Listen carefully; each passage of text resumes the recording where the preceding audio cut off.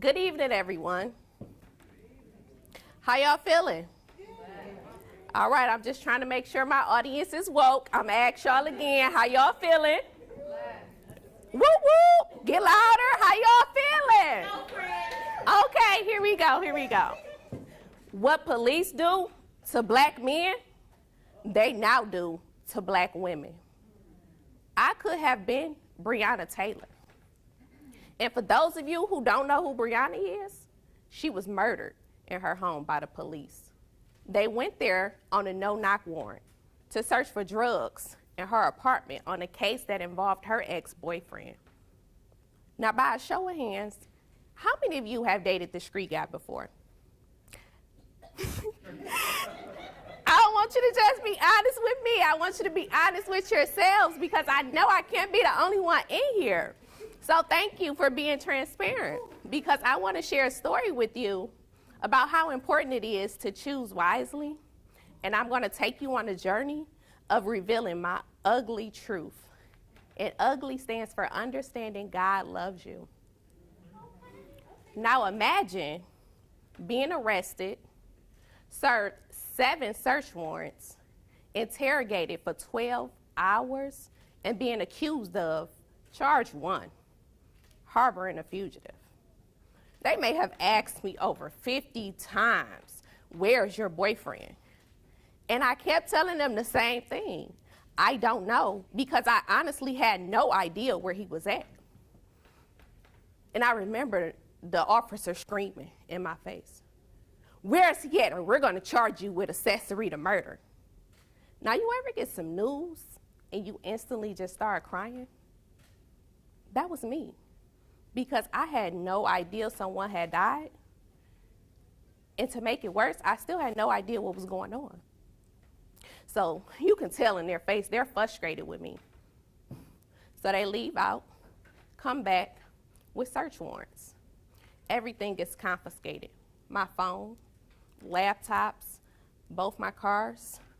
My home was searched through, my aunt's home was searched through, and anything that they could get, they took it. Now, charge 3, after searching my apartment, he comes back. We found drugs in your apartment. We're gonna charge you with possession of drugs with intent to sell. Now y'all, help me out here. Do I look like a drug dealer? I know drug dealers these days come in all different shapes, sizes, male, female, but I don't think I fit the profile description of a drug dealer. So I was just as surprised as they were when they said they found drugs in my apartment. So that must have made them more frustrated because those 2 left out and 2 new ones come in. And I'm greeted with, you're going to jail. We're going to charge you with tampering with evidence. Where's the gun? And me, I got my eyes. I'm like, gun? I don't own a gun. What are you talking about? Now, we've seen publicly what happens in these situations. So let's just take a moment of silence to honor Breonna Taylor, Corinne Gaines, and Sandra Bland.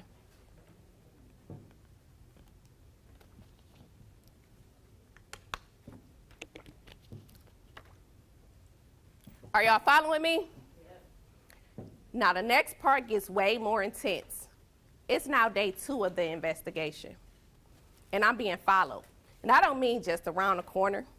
They follow me from Detroit to Kalamazoo, from Kalamazoo to Chicago, from Chicago all the way back home to Detroit.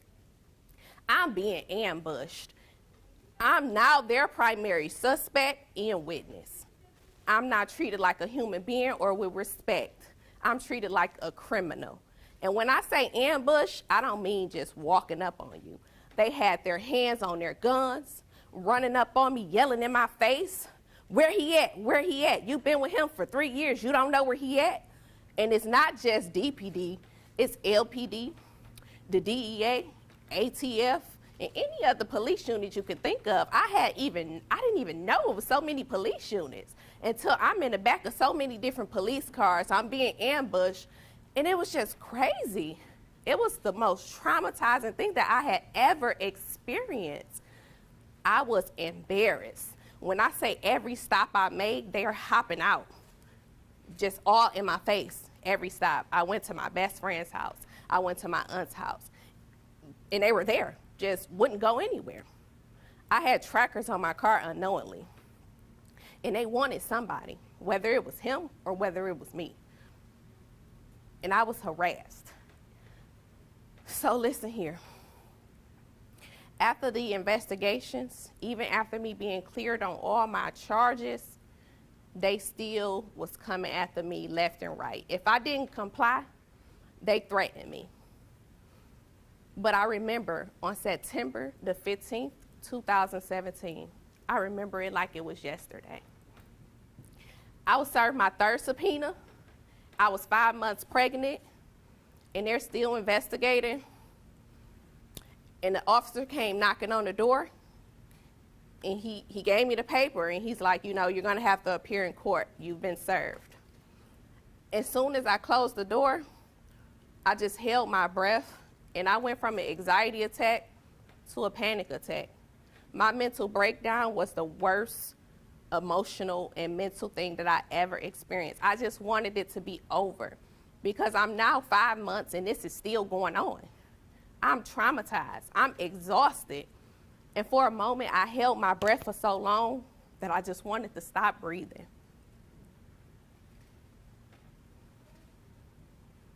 But I heard a whisper in my ear say, I still love you.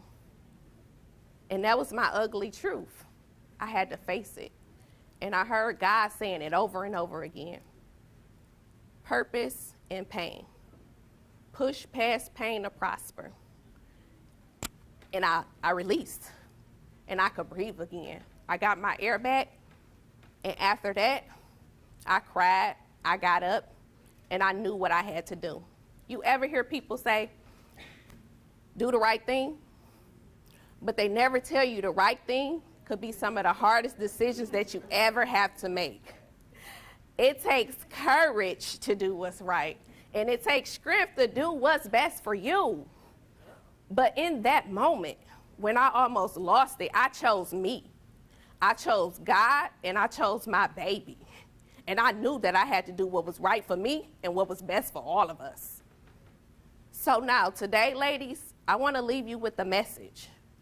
And I want to tell you 5 things to remember when choosing a partner. Because I see so many ladies trying to live this lifestyle thinking what he does don't have anything to do with you. But I want to let you know it does, because you're guilty by association. And the company you keep could either make or break your future. So the first thing, when you taking accountability in these relationships and picking these men, don't ignore them red flags. So often we get flattered by potential. That potential word that we all love. He got potential. No, he don't.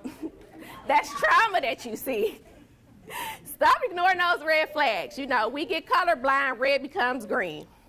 Number 2 that I want you to remember is stop falling in love with the idea of what someone can be and fall in love with the reality. And if it does not align, move around. That's simple. Number 3, focus on yourself. You are the first example of what loving you looks like. Let me repeat that. You are the first example of what loving you looks like. So be gentle to yourself. Love yourself. And treat yourself the way you desire to be treated. Number 4, in any relationship, friendship, family, situationship, whatever you got going on, always ask, am I valuing me? And if the answer is no, then it's not worth it, And tell yourself every day, I deserve better. And when you keep telling yourself you deserve better, you'll eventually get out of that situation, because I know it's not easy to leave. But once you ask yourself, do I value me? And you know it's no, then yeah, it takes time, but every day, I deserve better. I deserve better. I deserve better. And number 5, again, the decisions you make today in your youth can make or break your future. So please make better decisions. I did not know who I was until I chose to figure out who I am. Now I start my day with affirmations to remind me who I chose to be. I am a woman of God. I am worthy of love and respect.